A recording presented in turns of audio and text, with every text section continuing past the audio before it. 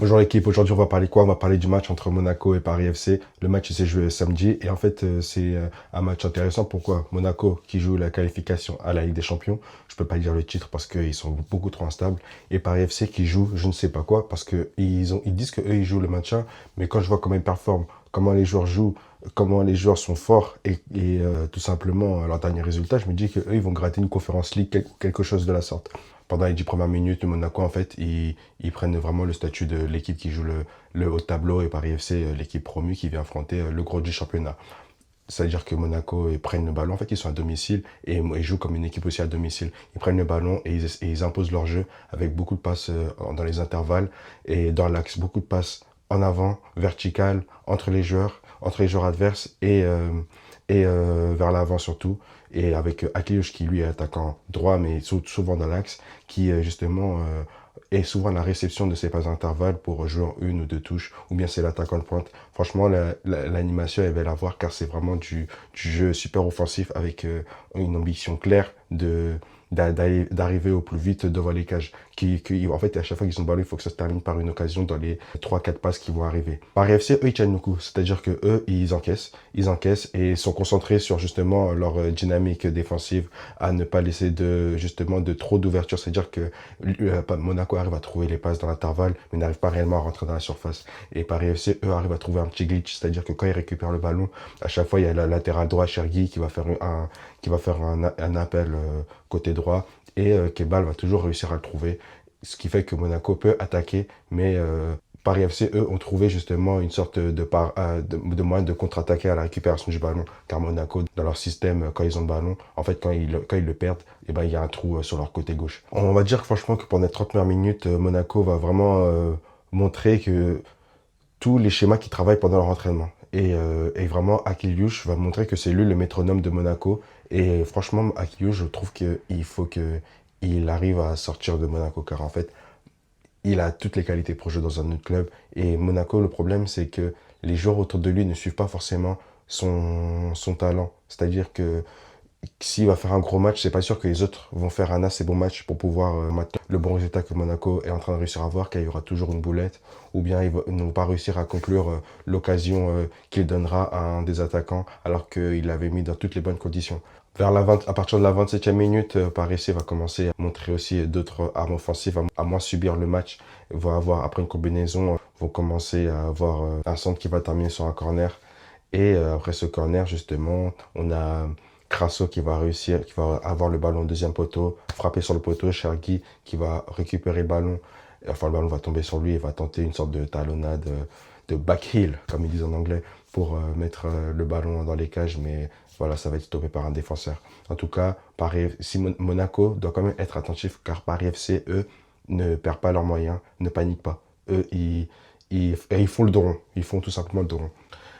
Les deux équipes vont un peu se tenir de cette manière, c'est-à-dire Monaco qui lâche beaucoup d'offensives et Paris FC qui justement arrive à les stopper, parfois de manière ric-rac. Franchement, la défense de Monaco et le milieu arrivent vraiment à, justement parfois vraiment à stopper Monaco pile au bon moment, souvent par un tacle de dernière minute ou par une intervention de dernière minute, mais ça arrive à passer. Et en fait, on peut dire qu'ils frôlent pas la catastrophe, mais le but encaissé. Mais d'un autre côté, bah, ils arrivent justement à faire l'intervention qui les sauve justement de ce but encaissé. Donc moi, franchement, j'ai plus envie de leur accorder le fait qu'ils font les bonnes interventions pour le moment, plutôt qu'ils laissent Monaco les mettre dans un moment de panique. La première mi-temps, elle se termine comme ça, sur un score de 0-0. Paris FC peut être pas rassuré, mais être content de leur performance défensive, car justement, c'est ce qui... En fait, le match d'avant contre Lyon, ils se prennent un but par manque de concentration. En fait, là, ils ont été concentrés pendant toute la première mi-temps. Et quant à Monaco, eux, ils peuvent se dire que voilà, ils arrivent à imposer leur jeu. Maintenant, il faut qu'ils se créent des occasions à ce moment-là, parce qu'ils n'arrivent pas à mettre justement de la panique dans la surface de réparation. Là où, pour le coup, le Paris FC a réussi à le faire deux fois. La deuxième mi-temps commence et au bout de 10 minutes, Monaco, en fait, enfin pas 10 minutes, mais on va dire ouais, 7-8 premières minutes, Monaco, il propose pas grand-chose. On arrive à la 52e minute et sur une occasion de rien du tout, Maxime Lopez, il a le ballon sur le côté droit, à côté de la surface de réparation. On a l'impression qu'il va rien se passer, il va faire une passe en retrait et non, il fait un grand pont au défenseur qui est surpris, passe en retrait et t'as Moses Simon qui, à l'entrée de la surface, pas à l'entrée de la surface, mais juste dans la petite surface de réparation, va mettre une frappe, une touche de balle dans les buts. Paris FC va marquer le premier but du match. 1-0 pour Paris FC. Mais maintenant, quand je vois ce but, je me dis, mais en fait, Paris FC est en train de faire ce que les grosses équipes font toujours aux petites équipes. C'est-à-dire, la petite équipe vient avec des enchaînements qu'ils ont travaillé à l'entraînement qui passent. L'équipe adverse, eux, arrive à tenir. Et dès qu'il y a un moyen pour piquer, ils piquent, but. Et là, il y a 1-0. Et même quand je vois le 1-0, je m'en fais un peu pour Monaco parce que je me dis que Paris FC, de la première minute au but, si on fait un bilan, c'est super mature ce qu'ils ont fait. Ils ont fait le dos rond, ils ont tenu, ils n'ont pas paniqué. Et dès qu'ils ont pu, ils ont marqué. Et ça met un coup, en fait, à l'adversaire. Ça met un coup à l'adversaire qui, eux, en fait, se pensaient supérieurs. Mais quand ils se prennent le but, ils se disent, en fait, ils ont fait tout ça pour qu'au final, ce soit eux maintenant de courir à travers le score. Ils doivent un peu changer aussi leur manière de réfléchir. C'est-à-dire que là, ils doivent chercher le score. Là où Paris FC, eux, en fait, peuvent continuer à rester, à gérer le match comme ils l'ont commencé depuis le début. Ils ont le choix de la manière de gérer le match. Là où Monaco, eux, doivent peut-être changer leur stratégie, changer la tactique, faire entrer des nouveaux joueurs. Au moment où Paris FC marque, Monaco change totalement de comportement avec le ballon. On sent beaucoup plus de panique, beaucoup plus de précipitation. Et je remarque aussi qu'au niveau des changements, il n'y a pas de cohérence, et même au niveau du banc. Car sur le banc de Monaco, il n'y a que des attaquants, aucun milieu. C'est-à-dire que là où Monaco était assez structuré, même dans leur attaque rapide et dans leur hyper-offensivité de jeu, eh ben, il y avait des joueurs de construction, des Golovin, des Akliouche qui est attaquants, mais plus créateurs que buteurs. Et là, il faut sortir justement des joueurs créateurs qui, justement, peut-être qu'ils doivent les conserver pour la Ligue des Champions qui arrive, mais il faut rentrer par des attaquants. Mais il faut rentrer que des attaquants, c'est-à-dire qu'à la fin, il n'y a que des attaquants sur le terrain et aucun, justement, vrai milieu qui puisse vraiment faire le lien entre la défense et l'attaque ou du milieu à l'attaque. Donc, ça donne un jeu très vertical, mais avec moins de structure. Avec moins de structure, ils arrivent quand même à avoir des occasions. Akiliouche, avant de sortir, il fait une combinaison avec l'attaquant. J'ai oublié si c'était Yakinia, j'arrive pas bien sûr à donner son nom, ou Balogun. Et il y aura une grosse parade. Il y aura une très grosse parade de Trapp qui va remplacer le gardien titulaire du Paris FC. Je pense qu'il y avait besoin au Paris FC de mettre un peu d'expérience sur le terrain. Et c'est pour ça qu'ils ont retiré le jeune gardien d'avant, Ngombadio, avec le Trapp qui justement lui est plus ancien. Et puis vu que Paris FC allait enchaîner vont enchaîner trois gros matchs avec Lyon, Monaco et Rennes, et ben je pense que le coach voulait mettre un peu d'expérience dans cet enchaînement. Comme je dis, Monaco joue qu'avec des attaquants, donc c'est beaucoup de jeux de longs ballons et aussi parfois des espèces d'attaques rapides, mais en deux passes, mais assez facile à couper pour le Paris FC. Paris FC qui est très calme, qui change un peu sa structure avec leur milieu de terrain Adama Kamara qui passe troisième défenseur. Et en tant que troisième défenseur, Monaco n'arrive plus du tout à rentrer dans... Ils avaient déjà du mal à rentrer dans la surface. Mais quand ils mettent le troisième défenseur, Adama Kamara, et ben, ils ne rentrent pas du tout. Ils ont même du mal à dépasser le milieu de terrain. Et moi, au bout d'un moment, je me pose cette question. Je me dis, mais normalement, ils ont trois milieux, Paris FC. Il est passé où l'autre? En fait, il est passé troisième attaquant. C'est là où je me rends compte que Paris FC a beaucoup plus de profondeur que ce que je pensais avant. En fait, car Adama Kamara a pris la place de Marchetti.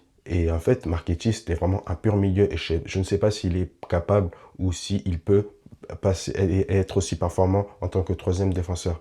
Alors que Adama Kamara fait le boulot au milieu de terrain et est propre et est sûr. Et en plus, peut justement permettre à l'équipe de se restructurer en plein milieu de match. Et ça, c'est un gros avantage pour un joueur du milieu de terrain et aussi pour le coach en fait.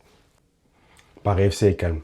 Paris FC, eux, dans leur jeu, restent calmes. Ils gèrent leur avance et quand ils ont le ballon, ils sont très calmes. Comme je vous ai dit, ils sont passés à 3 derrière, 2 pistons qui sont plus des défenseurs que des pistons. Et ils mettent Kebal en 10 et leurs 2 attaquants de pointe. Et justement, à chaque fois, qu'est-ce qui se passe? C'est qu'ils font tourner le ballon, ou bien, quand c'est un peu chaud, il y a Keba qui va récupérer le ballon et faire une passe dans les zones mortes sur le côté droit ou sur le côté gauche pour que l'attaquant aille chercher le ballon. Et ça fait monter le bloc à chaque fois. C'est une stratégie qui marche plutôt bien, car Monaco, à chaque fois, du coup, quand ils attaquent et qu'ils perdent le ballon, et ben, au moment où le Paris FC le récupère et qu'ils font ce que je viens de vous dire avec Kebal, Monaco perd 40 mètres qu'ils avaient pris en avant. C'est-à-dire qu'ils reculent d'un coup de 40 mètres sur 2-3 passes parce qu'on a mis le ballon sur un angle mort et que les défenseurs et l'attaquant doivent courir. Donc tous les blocs doivent essayer de les rattraper. Là, on arrive à peu près à la fin du match, vers la 80e minute, et je me rends compte qu'à la deuxième mi-temps, on n'a pas entendu parler des défenseurs centraux. C'est-à-dire que Monaco n'arrive pas à rentrer dans la surface du Paris FC, mais on n'entend pas parler, on n'entend pas les noms des défenseurs centraux. Et je me rends compte là qu'ils font un travail monstre parce qu'un défenseur central, quand on ne l'entend pas et qu'en plus de ça, l'équipe contre qui elle joue n'arrive pas à rentrer dans sa surface, c'est que le défenseur central, eh ben, il fait un top match. Et là, on a deux défenseurs ennemis qui font du coup un top match, on n'entend pas du tout leur nom. Sauf Mbo qui, au bout d'un moment, récupère le ballon en faisant un contrôle de la poitrine avec le défenseur, avec l'attaquant sur lui. D'ailleurs, les deux défenseurs centraux sont méga techniques. L'équipe du Paris FC est globalement très technique. Mais je pense qu'il faut vraiment regarder Otavio et Mbo qui sont des défenseurs centraux super complets, super quali dans les duels et aussi dans les pieds, ça tremble pas. Ça tremble pas et c'est super précis. Franchement, pas mal du tout. Je sais pas depuis quand il est là, Mbo au Paris FC, mais c'est un top défenseur central. Et Otavio qui est venu de Porto, je pense qu'il regrette pas son choix d'être là au Paris FC.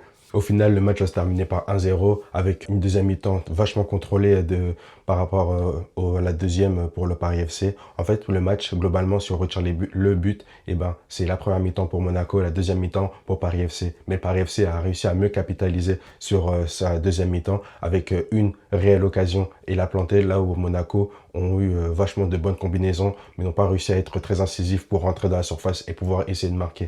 En tout cas, c'était un beau match à suivre. Rendez-vous du coup à la semaine prochaine pour le débrief d'un des matchs du week-end prochain. Il y a des beaux matchs. Pour moi, le match à suivre, c'est le match du coup OL PSG dimanche soir. Mais je pense que je vais aussi regarder le match Monaco contre Lens, qui sera aussi un très beau match. Franchement, si vous avez des matchs à suivre, s'il faudrait que vous regardiez des matchs ce week-end en Ligue 1, c'est Monaco-Lens et OL-PSG. Il y a Strasbourg-Lille qui peut être très intéressant. Mais en tout cas, moi, je ferai plus un focus à votre place sur OL-PSG ou Monaco-Lens. Monaco-Lens, c'est samedi. OL-PSG, c'est dimanche. En tout cas, c'est tout pour cette vidéo. À bientôt!